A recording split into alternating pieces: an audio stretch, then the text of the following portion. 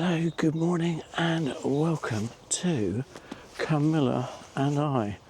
And we're here this morning on this beautiful morning on the Town Path Salisbury. And there's a couple of kingfishers. So we come back on this beautiful morning in order to hopefully capture them in more detail. We've got them so far. I've got one male in flight, but that's all we've got from this area at the moment. So we're looking to capture some more action on Camilla and I. Anyway, I thought today as well I'd give my initial impressions on the 400 to 800 millimeter f6.3 to f8 lens as well, while we're waiting for the Kingfisher to show up. Yes, I've already seen it this morning, but in much lower light levels. The sun has only just risen here over a beautiful Salisbury Cathedral and the Town Path. Absolutely gorgeous. So, beautiful. Anyway, already had a little egret fly by, so I think I got a picture of the little egret, but we'll see, you never know until it's in the bag. Anyway, my initial thoughts on the 400 to 800 millimeter f6.3 to f8. Well, I've watched the reviews. I must admit, I've watched Dwayne in Australia, I've watched Steve Perry, America, and the best one is Mark Gaylor, 40 minutes on the 400 to 800 millimeters. So if you want a review of the 400 to 800 millimeters before I get my hands on one, then Mark Gaylor, very good. He does wildlife, landscapes and people, travel photography generally. But anyway, he's the best one so far, I'd say, on the 400 to 800 millimeter. Absolutely incredible. Beautiful lens, beautiful lens. The upshot is it's better than the 200 to 600 millimeter, which is hard to believe. I suppose in England I always say wildlife begins at 600 millimeters here in the UK, and it certainly does for small birds. For example, today we've got 600 millimeters on, we've got the 300 millimeter and the 2x converter, giving us a f5.6 600 millimeter. But this 400 to 800 millimeter gets you easily to 600 millimeter and then gets you beyond 600 millimeter to 800 millimeters, which is the first time in a single lens Sony have achieved 800 millimeter. So quite an achievement, and in a body that is not dissimilar to the 200 to 600. It's an almost identical body to the 200 to 600. So if you've got the 200 to 600, you'll know exactly how to use the 400 to 800.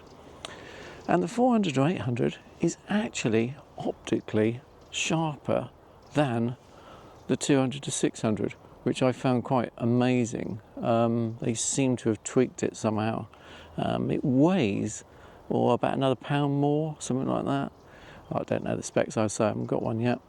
Hopefully, Castle Cameras, I'm having a word with their rep on the 14th of March, and they should be supplying me one to test out. So keep watching Camilla and I, because we will be doing a review of the 400 to 800, even though I'll say right off now, we're not buying one on Camilla and I, because we have enough ways to get to 800 millimeter and beyond.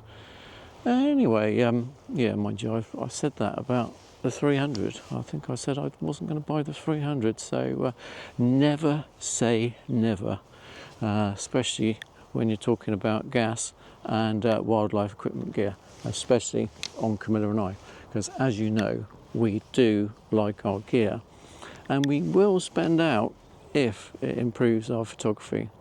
And on this occasion, I'll mention the main downside of the 400 to 800, and that to Camilla and I is its bulk and weight.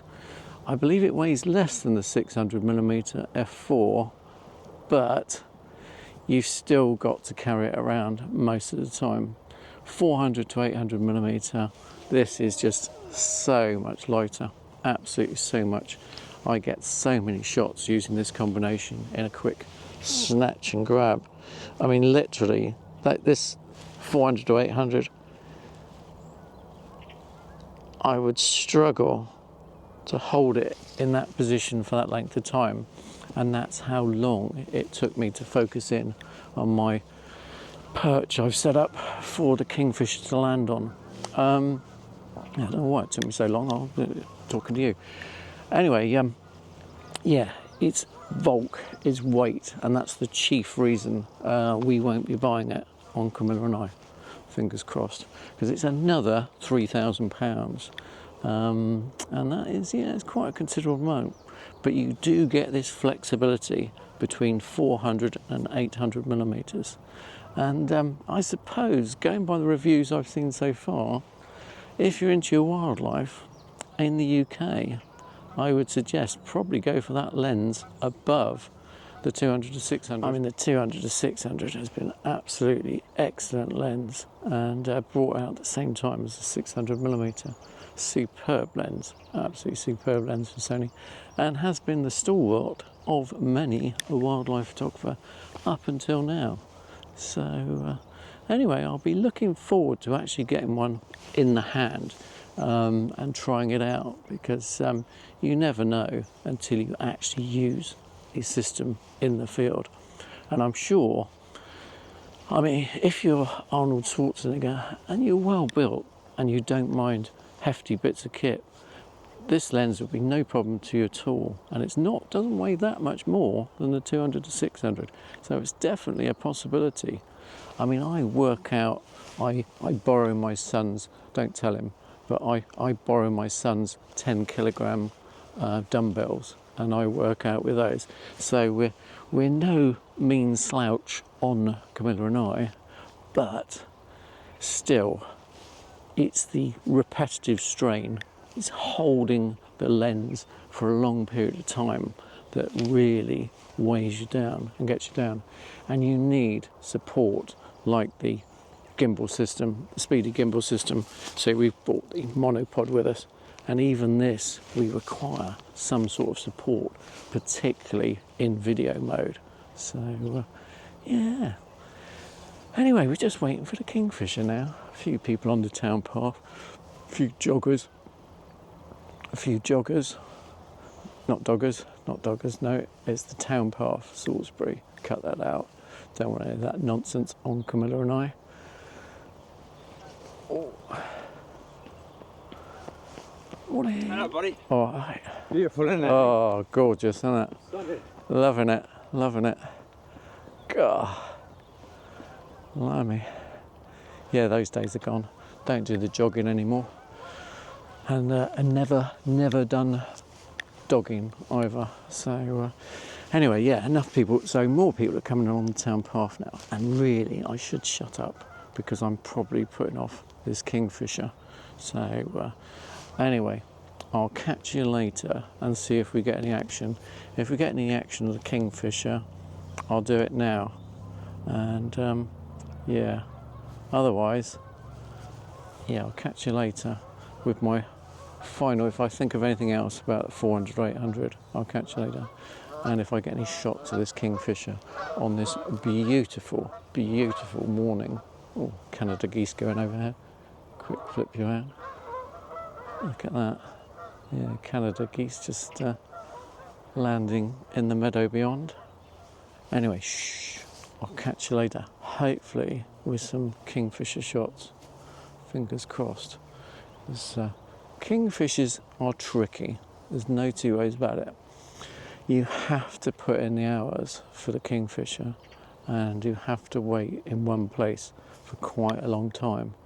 I mean, I sat in a hide the other day and sat in there for 7 hours, and anyway, didn't get a single Kingfisher.